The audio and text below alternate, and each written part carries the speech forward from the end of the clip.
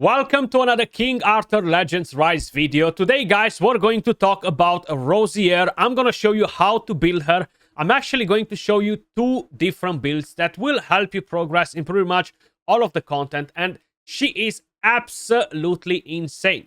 Now, as I mentioned in yesterday's video, there are a couple of contenders for the crown of being the best rare damage dealers in the game. And I will try it out. I will test them with the same gear once. I'm going to max all of them, and basically I want to be on plain field. Now, before we dive into this, I just want to give a massive shout out to all of you guys that decided to support my channel through the supporter creator program. If you guys want to put your hand on free rewards, make sure you guys click on that link in the pinned comment or the description down below. You don't have to download anything, it doesn't cost you nothing, and you get to help and support the channel as well, and I will be able to send you guys free rewards. Let's dive into the main topic. Rosier. The best relic for Rosier, guys, without a doubt, is going to be the fire relic. And that's mainly because she just pops so much damage. Not saying that the other relics are bad or anything like that.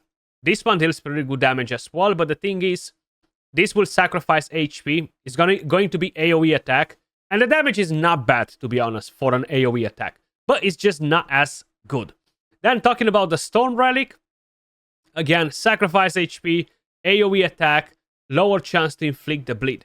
When you're going on the Fire one, you have 5 hits on the enemy. Much higher chance to inflict bleed on the enemy as well. Of course, I do have it fully scrolled at the moment, so that will increase the rate.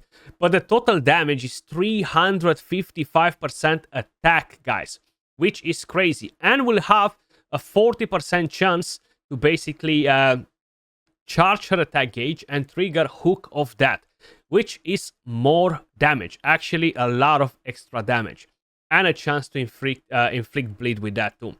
Now, of course, with the first skill, attacks an enemy 3 times. Pretty good as well.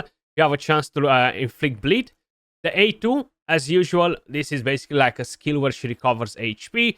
When affected by buff, gains hit accuracy increase 2 for 4 turns, which is pretty nice. And when affected by debuff, gain attack speed increase 2 for 4 turns. So she's actually self-buffing and recovering HP, which is really helpful, but I don't really tend to use that much.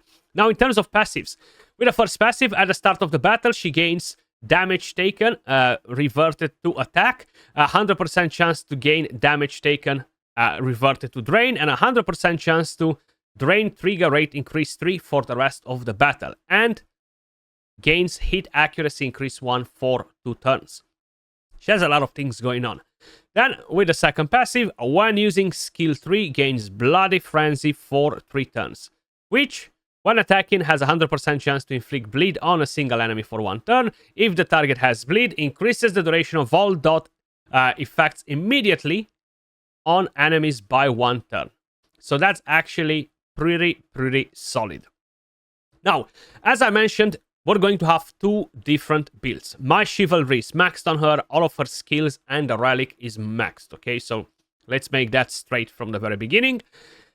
I have build number 1. Let me just start with that one, right? So this is a Vigor build where we have some damage, we have plenty of accuracy, but the main priority on her is not to deal raw damage, okay? So the total stats on this one are the following, as you guys can probably notice on the screen. I still want to have hit accuracy because I still want her to do some damage, raw damage. Then, of course, high effect accuracy. That's going to be pretty important to ensure that we are landing the bleed. The crit rate, the crit damage, and everything else is not as relevant, is not as powerful. Now, this build is great, especially versus the Burning Land, because you want to make sure you have enough vigor for her to use the A3 skill as often as possible. And I'm going to show you what team I'm using there and basically how everything glues together. Not only that she is effective on this build for that particular content, but once you are going versus higher level bosses, even in the raids, right, in the clan raids, the bosses will have such a high amount of HP that the dot damage will over damage the raw damage dealers, if that makes sense, okay? And that's mainly because they have such high HP. Now, of course, if that would be my main idea for that, I will require to basically gain more attack speed on her if I want to use her in the clan raids on the high difficulties, because as she is pretty slow. She might have a chance to get smacked instantly. Maybe modify some of the stats. I won't require so much HP. I won't care about crit rate. I'll just care about her surviving, having enough speed, enough effect accuracy to constantly land the dot damage on bosses. That's one of the options that you can actually utilize. So with the first build, I'm quickly going to show you a quick run in the power-up dungeon. Let's go Burning Land. We have, of course, Jared, we have Isolde, and we have Anguish in here. Anguish will require to use the A3 skill, preferably the same for Isolde, so she extends the duration of the dot damage. And then we have, of course, Jared, who will only use the A2 skill. So I need a lot of Vigor sets. Actually, everybody is on Vigor sets. Now, the only way to make this work as it is by actually having Vigor set on Rosier as well, to ensure that she can use the A3. I don't want her to use the A2. Yes, if every now and then she will use the A1 skill, and pretty much the same thing with Anguish, it is not going to be the biggest problem, okay? Let's be honest. Because I think she actually started directly with that. Yeah, she started with the A1 skill right there. Okay. And slowly, we're just going to put so much dot damage on the boss that he's just not going to have a chance at doing much. Plus, I have a counterattack set on her. And that's because they will get hit. She's going to counterattack. And she will have a chance to inflict dot damage with the A1 as well. Bleed, right? And as you guys can probably notice, the boss had the duration of the bleed increased. Once again, you see we have it for 2 turns, which is really, really good. Because we're able to stack more dot damage on bosses, which means that we are going to melt them faster. Look, 3 turns in there. So right now the boss is dead. Like, he's gonna have absolutely no chance at surviving. Bang. As simple as that. And if you're quickly going to basically check out the damage, like, look at Rosier's damage. 60%, Anguish 40% damage. And Rosier just absolutely demolished the boss with so much bleed. So very, very powerful on this build. When you are trying to make her use the A3 to land as many bleeds as possible, or as many bleed as possible. However, I'm going to say that correct before you guys are going to correct me in the comments. Either way, moving on to the second build. Okay, so the second one is more of a pure damage baby, more like my cup of tea. So we have an attack set and we have a crit rate set on her. Now, I would love to gain more crit rate on her, to be honest. The more the better, just to make her go absolutely ham. But these are the following stats. 4.5k attack, 21k HP, 138 attack speed, better than the previous one. We only have around 60% crit rate, 70% crit damage. I still have some effect accuracy. It's not that I've tried to give her the effect accuracy. It just happened that we gained it from substats, from chivalry, etc. And we have 26.5 hit accuracy, 17% pierce. So we have a strife set on her, of course, as well. Just to quickly walk you through these pieces. So much room for improvement on some of these pieces, to be honest.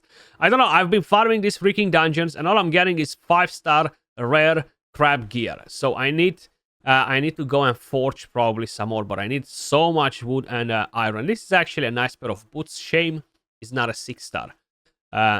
We have an attack right here. Crit damage here. I could get crit rate. Maybe I have a good crit rate one that has a good crit damage substat on it. Sorry, I misclicked right there. So let me go right here. Crit rate, let's see. So we have one. Okay, this looks like something. This looks like something might be cooking here. Okay, lots of recovery though.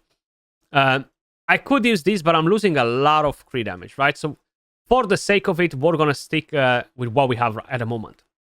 Attack ring. Sometimes you can use attack speed. I actually do that pretty often. It really depends what type of content I'm doing. I don't want the bosses to overlap me too many times if they're much faster than me or anything like that. So having some attack speed on your units is actually really good, especially when I'm going versus the raid bosses. I'm always putting attack speed ring instead of the attack. Then we have a flat attack right here. You can get percentage. We have hit accuracy right here. And I have a Pierce banner. Now, with all of this together, let's actually go and do a different run where the dot damage does not matter as much. We can actually go versus the plane of beasts.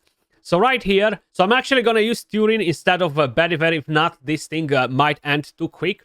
But basically, in here, she's very good because she brings in a lot of extra hits. Especially when that A3 procs the extra effect and it brings in more hits, the bleed will actually deal damage versus this boss. Of course, it's not going to be as effective as in the Burning Land, but it will bring in a lot of damage. And this is just a pure raw damage build. It's great to use her versus the Master of Death. I'm using her in there with Bediver, Morgana, and Gillian. I'm absolutely demolishing that boss in like 60 seconds. She deals so much freaking damage versus the Master of the Apocalypse. The only mistake that I've done is that I've already used my 6 tries for today, so I cannot show you. Unfortunately, see, we have a lot of bleed on this boss as well, and all of the multi hits are really, really helpful in here. Okay, do we proc the hook that? Yes, we do. Beautiful.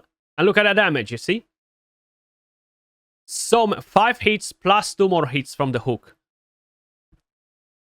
Absolutely smashing it. Absolutely smashing it. Let's see. Look at the damage. Look at Kai's damage. Look at Rosier's damage. 63% versus 26% from Kai. So trust me when I'm telling you guys. Rosier, she might wear that crown in the end once I'm going to get to compare the rare damage dealers and put them kind of like on a head-to-head match. But in the meantime, let me know your thoughts in the comments down below. How do you like Rosier? Have you maxed her yet? Are you going ham to max her? Or you're prioritizing different heroes? As usual, much love. Appreciate all of you guys watching, and I will catch you all in the next video. Peace.